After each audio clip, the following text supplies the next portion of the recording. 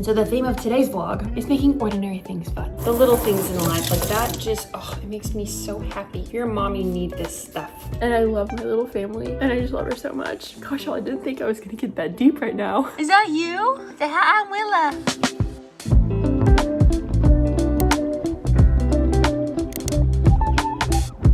Good morning, happy Saturday. I hope you had an amazing week. Today is going to be a fun day. I don't have anything too terribly exciting planned, but I've just decided it's gonna be a fun day. I've been having fun, making everyday moments exciting, finding ways to switch it up to keep things fresh, especially on some of these gloomy days in January. Oh, it is not January, in February, hello. I feel like sometimes these first 2-3-ish months of the year, I can get really down because there's usually not a lot of exciting things happening. I have to try extra hard to do things like get out of the house, do something fun, or plan something so that I have something in my day to look forward to. And so the theme of today's vlog is making ordinary things fun, starting with a cup of coffee. Guys, I made the perfect latte today. My milk was the best it's ever been, and I always freeze up. It's like I get stage fright when I try to film my latte art for you. You know, if you've watched my vlogs here, you know that I just am not good at it. So I didn't film it because I didn't want to mess it up, and I knew my milk was perfect, and I'm glad I did it because it was great. So just trust. I have a good cup of coffee. I just got Willa down for a nap in her crib like a big girl. So proud of her. We're gonna try to get a few things done before she wakes up. The first thing we need to do is clean her clothes because right before I put her down for her nap, she had probably one of the biggest poops I've ever seen. Like,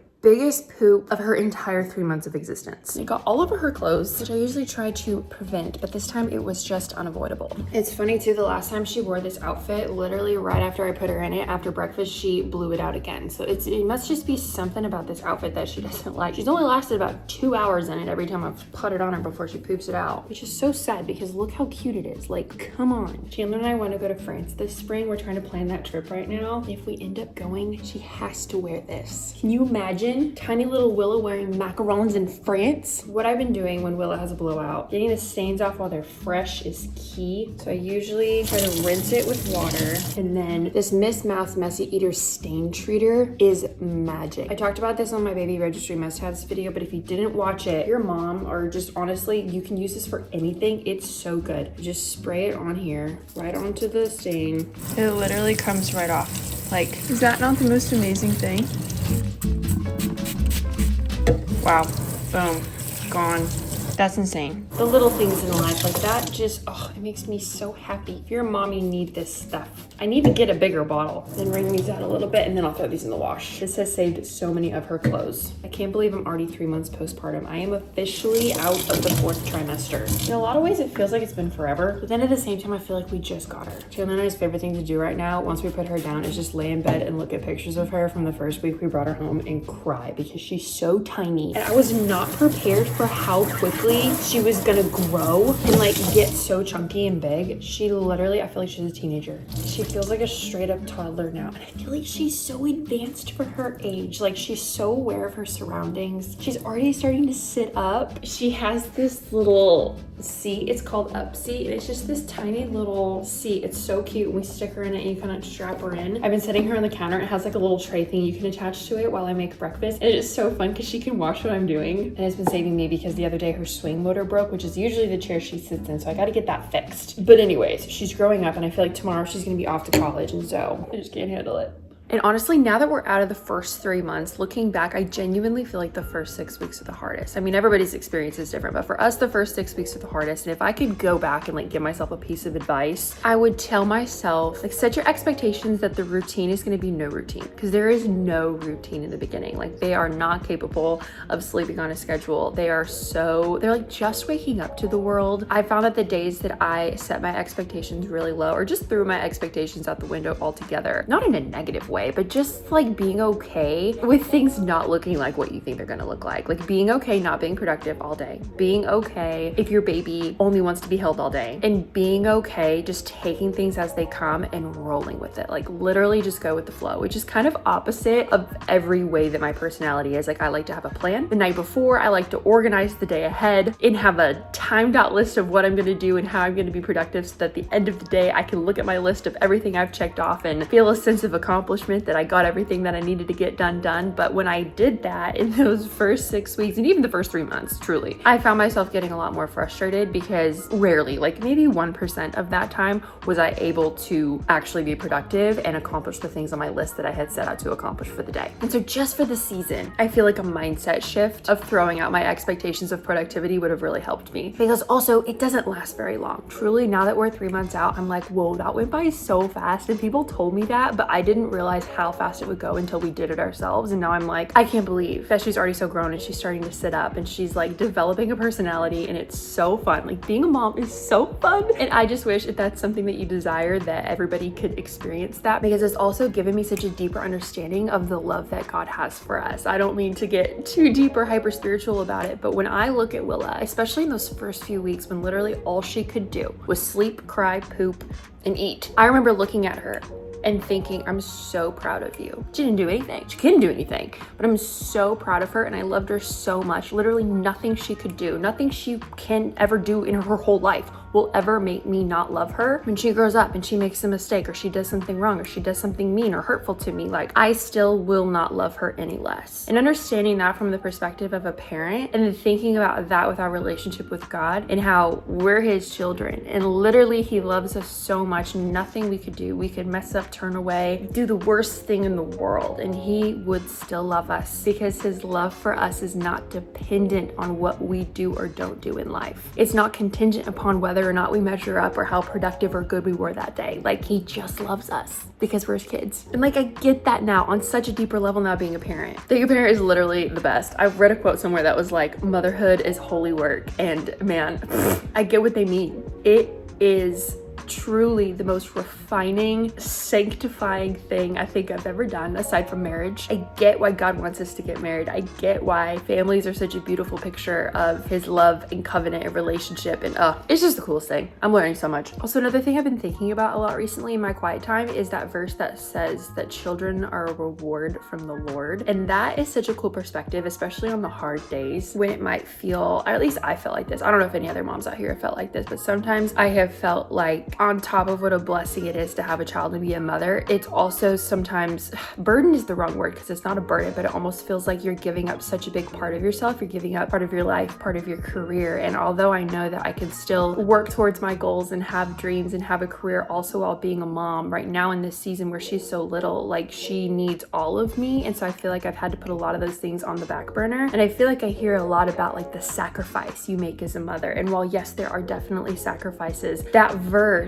children are a reward from the Lord, reminds me that this is not a burden in a negative sense. This is not a sacrifice in a negative sense. This is my reward. This is God's reward to me. Willa is my reward that God sent to me, and she's such a gift. Chandler and I have been talking about how she's such a joyful baby, and when I think of the joy of the Lord, like Willa possesses the joy of the Lord. I can already sense that in her. You look at her and she smiles, like her face just lights up, and she started laughing at 2.5 months, which I know every child's different, but developmentally, I thought they weren't supposed to laugh until 4 months. And so when she did that, I was so caught off guard. And even with strangers, like when she meets someone new and they look at her, she looks them in the eye and she just lights up and smiles. She carries the joy of the Lord in such a sweet way. Gosh, I can't even tell you how much it's blessed me in this season. And every time I remember that she is a reward, it helps me stay present as a mom and remember that these moments I want to cherish because they go by so fast. And there's gonna come a time where she doesn't want to sleep on me, where she goes off to school for hours, and one day she's gonna go to college. That's in like literally 18 years and it's already making me cry. It's like I already miss her. I already missed her at college. What the heck? My career is always gonna be there. Work is always gonna be there. The things that I get so stressed about, they're not worth it. Like these moments are so sweet and so special. And I love my little family and I just love her so much. Gosh, y'all, I didn't think I was gonna get that deep right now. I was just gonna sit down and give you like a little 3-month postpartum update, and here we are having a sob session. That was just my little TED talk to encourage anybody who might be out there on the fence of deciding if they want to become a mother or not. Just do it. It's the best. Look who's up from their nap. Say hello, everybody. Hello to my YouTube aunties. I'm in my poo outfit. Guys, something about a baby wearing Winnie the Pooh. I want 10 of them. Hi, sister. Yeah, you feel good after your nap. Say hello. Happy Tuesday, everybody.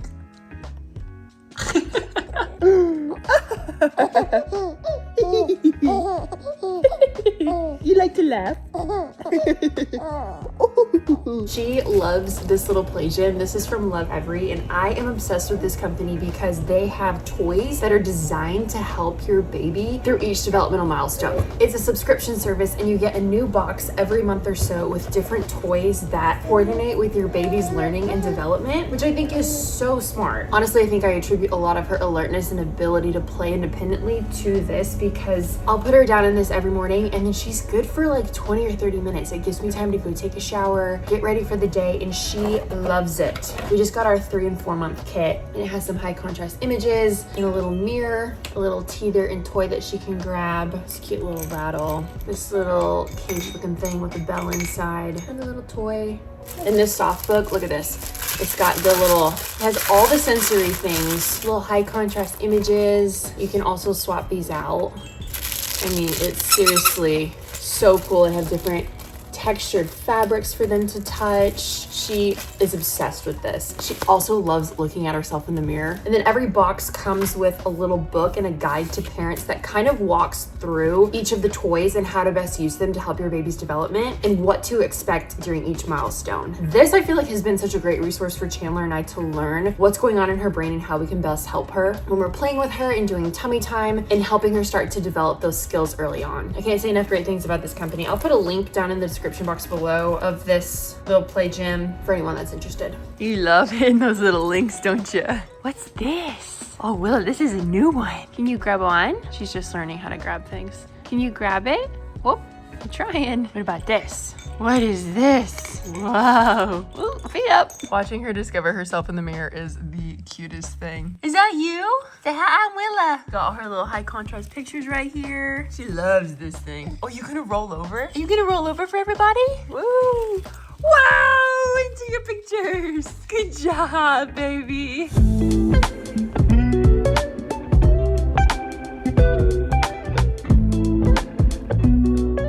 Every time I come to Target, I tell myself we don't need baby clothes. Willa does not need any more clothes. And then somehow I find myself in the baby clothes section. And you guys, I was really trying to practice self-control until I saw that.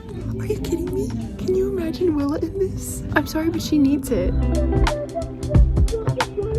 Back in the bottle section because we are still on our journey to find a bottle that Willa will take. She's doing better. I will say there's been some major improvement in the last week or so, but she's still not loving it and not quite grasping the concept. We've had the most luck with these Dr. Brown's bottles, and so I'm thinking I'm gonna try to get the wide neck because we tried a couple other wide neck bottles and she does better with those. So I'm thinking maybe the combo of Dr. Brown's and wide neck might be our sweet spot. This might be perfect. Okay, yay!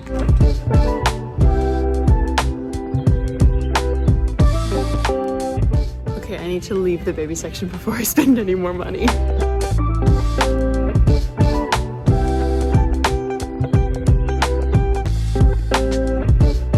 We are back from Target and we are eating lunch in the nursery because Chandler is on a work call downstairs and we didn't want to disturb him. So we're having a little floor picnic today. I just fed Willa, unloaded the groceries, and y'all, I think I'm gonna make sourdough. I looked up a recipe for croissants and I actually got all the ingredients, but it's already 2 o'clock in the afternoon and I feel like making croissants for the first time is a huge undertaking for the rest of the day. So we're just gonna go with something we know. The recipe for sourdough that I've been using starts at 1 p.m. and I got home at like 1:30, and so I already got it started because I wanted to make sure it didn't get started too late, because this one, if you start at 1 p.m. you do your final shape around 9:30 p.m. and I didn't want it to get any later than that because I have to put her down. But all I've done so far is take 50 grams of my starter, 50 grams of water, and 50 grams of all-purpose flour, so 50, stirred it up in a jar and then keep it in a warm place. I put mine in the oven, like I turn my oven on the lowest it'll go and then turn it off and stick it in there because our downstairs isn't quite 75 degrees and this one works best if you have like a really warm environment. So I prepped that so that in a couple hours it'll be ready to go. And we're just gonna play until then, huh? I'm eating leftover salmon and rice from the salmon bowls we made last night. Guys, this is like a weekly staple in our house now. It's so easy to do, it's so yummy. I might have to do a video on how to do it. And then we've got some leftover chicken orzo and broccoli, a few remaining carrots, and some celery sticks. None of this goes together, but you gotta do what you gotta do. Okay, our starter has doubled in size. It just pulled it out of the oven, and I put this little line here so I could tell when it was ready. So we're gonna start the next step. I'm gonna put a bowl on top of my scale, get my starter in here. Now we need 10 grams of salt. It always feels like so much salt. And then 350 grams of water. I always go slow because you have to be so accurate. Perfect. Now we're going to mix all this up until there's no clumps. I like mixing my salt in on this step versus after I do the flour because I feel like it dissolves and gets mixed in better. Okay, great. Back on our scale, we're going to do 500 grams of bread flour. First time I did half all-purpose, half bread, and I feel like it works better when you do bread flour. I don't remember the reason why exactly, but it has something to do with the amount of protein in the flour. Oh, shoot, that was too much.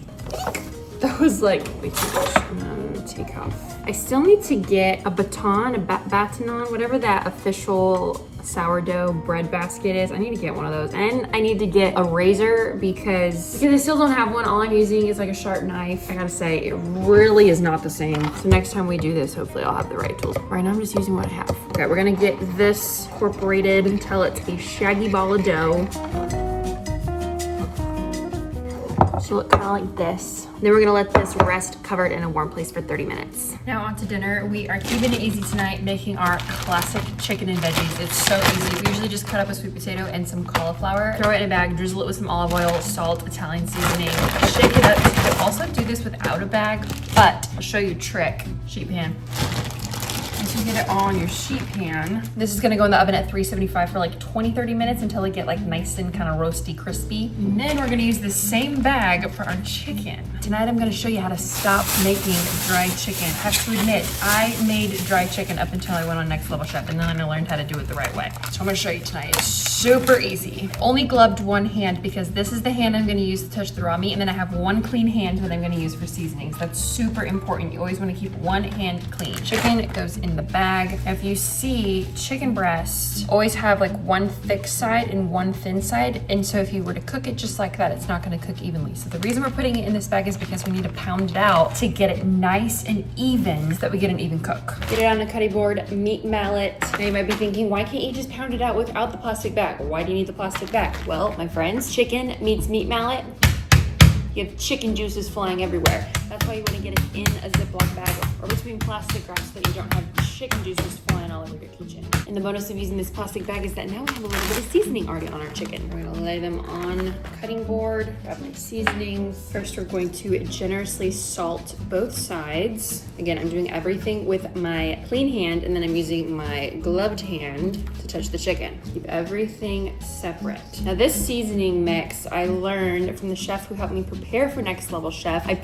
It's like an all-purpose seasoning that I use on like every single meat, or if I just need like a good seasoning blend. It's equal parts salt, pepper, garlic powder, onion powder, and smoked paprika. You mix all that up. I use it so much that I just keep it in a little bowl next to our stovetop. So we're just going to generously sprinkle this. Actually, my mixture doesn't have salt in it this time. If it doesn't have salt, you can salt your chicken, but if you do have salt in this mixture, then you probably don't have to salt your chicken. Flip. All right, now these puppies are ready to cook. Oh, one thing I should mention is that these are room temperature. It's super important when you're cooking meat to make sure they're room temperature, because if you put a really cold piece of chicken or steak into a sizzling hot pan, it's gonna like tense up and then it's not gonna cook as good. So you want your meat to be room temperature before you cook it. Okay, large skillet, medium heat. We've got some oil in here. Once this gets nice and hot, we're gonna add our chicken, putting it in away from you. And cook for 4 minutes on this side. Oh yeah, you want it to look nice and golden like that. That's perfect. Now we're gonna go 2 or 3 minutes right here. Then we're gonna change this to low, drop in 2 tablespoons of butter, and then about 2 or 3 cloves of minced garlic. That's gonna flavor the butter and make it taste really good. We're gonna move our chickens up to the top here. Once this butter melts, we're gonna baste it. We're gonna take our pan, tilt it, get a big spoonful of butter, and just spoon it on top of the chicken. And this is gonna continue to cook the chicken from the top because this butter is really hot. We're gonna do this for about a minute. And if you have it, we're gonna use some chicken broth and just put a little splash in the pan. This isn't completely necessary. You could also do a little bit more butter, but put a splash of it in there. So we're gonna put this in the oven, and that's gonna help keep the moisture in the chicken. In the pan at 375 for like 5 more minutes. I just put it right in there with the veggies. Gotta do my stretch and folds in between.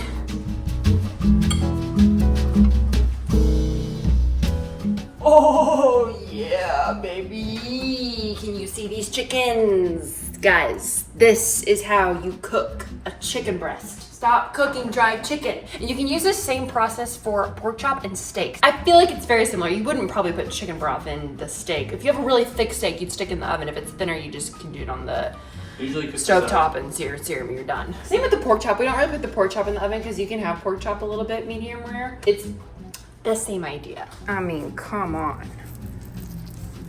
That looks yummy, doesn't it? All right, it is 10 p.m. The baby is asleep and we are in the final stages of our bread. I'm gonna do this pre-shape before we go to bed, and then tomorrow morning we're gonna bake it. Oh yeah, this one's looking good. I'm very excited about this one. This is my best one yet. I'm gonna put it in a smaller bowl this time because I got it really compact.